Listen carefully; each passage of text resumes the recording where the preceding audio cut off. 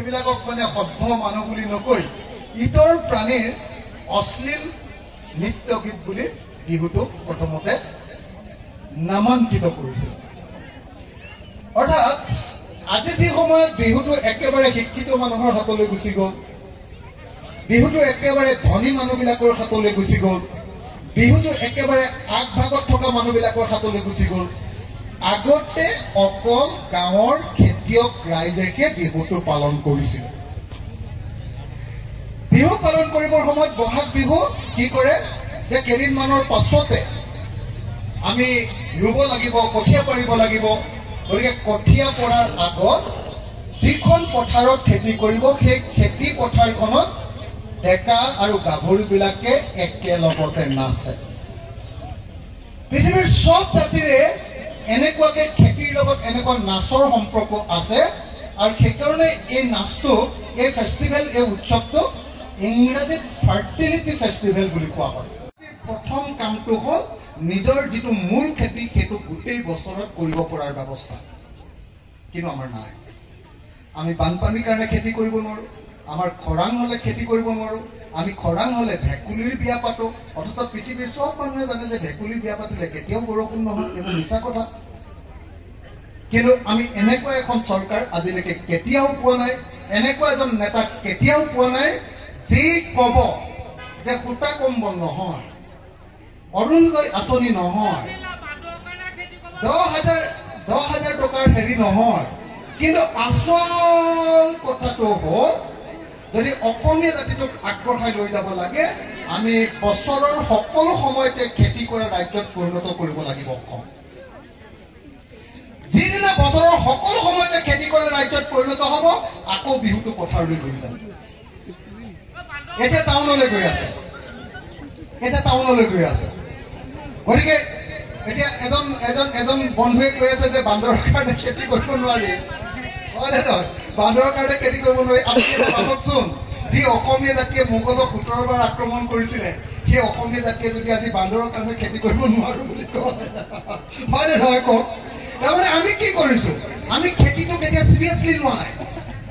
কাৰণ খেতিটোৰ পৰা যিটো উৎপাদন হয় এই উৎপাদনেৰে আচলতে তাতকে কম দামত ধান চাউল কিনিব পাৰি, তাৰ পৰা লাভ নহয়।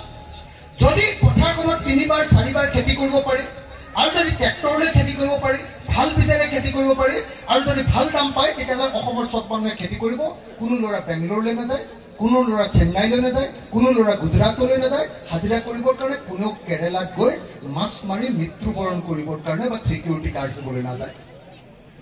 আমাক সঁচাকে এনেকুৱা নেতৃত্ব লাগে, এনেকুৱা নেতা লাগে, এনেকুৱা ৰাজনৈতিক দল লাগে যি ৰাজনৈতিক দলে অসমৰ জাতিৰ ভৱিষ্যতটো বদলাই দিব। কেনেকে বদলাব? বছৰৰ সকলো সময়তে খেতি কৰিব পৰা ৰাজ্যত পৰিণত কৰিব। খেতিয়কবিলাকৰ বস্তুবিলাকৰ আচল দাম পোৱা কৰিব। অসমৰ এটাও ডেকা ল'ৰা, আজি যদি মই যিকোনো এখন গাঁৱৰ আপোনালোকৰ গাঁৱৰ মানুহক সুধো যে আপোনালোকৰ গাঁৱৰ মানুহে খেতি কৰাত বাদ দি টকা উপাৰ্জন কৰিবলৈ আটাইতকৈ বেছি কি কাম কৰে, গাঁৱৰ ৰাইজে নিশ্চিতভাৱে মোক ক'ব দুটা কথা।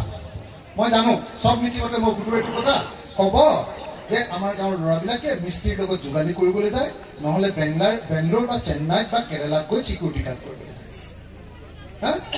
কোন জাতিয়ে চিকিউৰিটি গাৰ্ড কৰি আৰু মিস্ত্ৰীৰ লগত যোগালী কৰি এই জাতিটোৰ ভৱিষ্যত উন্নত কৰিব পাৰিব? জাতিটোৰ যদি ভৱিষ্যত উন্নত কৰিব লাগে অন্ততঃ 4টা কাম আমি কৰিবই লাগিব।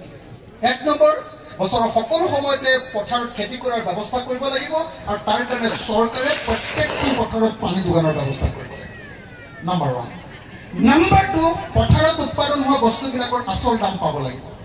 নম্বৰ 3, অসমৰ গাঁৱে গাঁৱে চুবুৰীয়ে সৰু সৰু ইণ্ডাষ্ট্ৰি খুলি প্ৰত্যেকখন গাঁৱৰ মানুহক সেইখন গাঁৱতে চাকৰি দিয়া, সেইখন গাঁৱতে কৰ্মসংস্থাপন দিয়াৰ ব্যৱস্থা কৰিব লাগিব, যাতে অসমীয়া ল'ৰাই কেৱল হাজিৰা আৰু অসমীয়া ল'ৰাই কেৱল চিকিউৰিটি গাৰ্ড কৰিবৰ কাৰণে বহিৰাজ্যলৈ যাব নালাগে।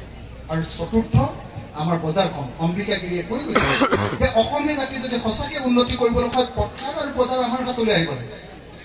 এতিয়া আমাৰ পথাৰো নাই, এতিয়া আমাৰ বজাৰো নাই। বজাৰখন কাৰ হাতত?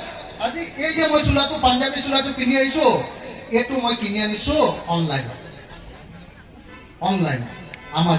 আমাজন মানে পৃথিৱীৰ আটাইতকৈ, আমেৰিকাৰ আটাইতকৈ ধনী মানুহটোৰ কোম্পানীৰ পৰা মই কিনি আনিছো। এই যে চুৰিয়াখন মই পিন্ধি আছো, এই চুৰিয়াখন মই কিনি আনিছো ক'ত জানেনে? অনলাইন। কোনে আনিছে? চীনৰ সেই যে কোম্পানীটো অনলাইনৰ কি নাম? ফ্লিপকাৰ্টত মই কিনি আনিছো। অসমৰ আটাইতকৈ ডাঙৰ বজাৰখন এতিয়া অনলাইনৰ হাতত গুচি গ'ল। কোনো ব্যৱসায়ীৰ এতিয়া বেপাৰ ভাল নহয়। দ্বিতীয় বজাৰখন আমাৰ গুচি গ'ল ভাৰতৰ আটাইতকৈ ধনী মানুহকেইটাৰ হাতলৈ, বিগ বাজাৰৰ হাতলৈ, নহ'লে ৰিলায়েন্স ব্ৰেণ্ডৰ হাতলৈ, শ্বপিং মলৰ হাতলৈ। অসমৰ মানুহৰ কোনো বেপাৰ ভাল নহয়। তৃতীয় বজাৰখন মাৰোৱাৰী বনিয়াবিলাকৰ হাতত আছে, হলচেল বজাৰখন। সেইখনো আমাৰ হাতত নাই। যদি গোটেই বজাৰখনে বাহিৰৰ মানুহৰ হাতত আছে, তেতিয়াহ'লে অসমীয়াই কেনেকৈ ধনী হ'ব? অসমীয়াই কেৱল বজাৰত বস্তু কিনিবলৈ গৈ কেতিয়াও ধনী হ'ব নোৱাৰে, যেতিয়ালৈকে বজাৰলৈ বস্তু বিক্ৰী কৰিবলৈ নিব নোৱাৰিব।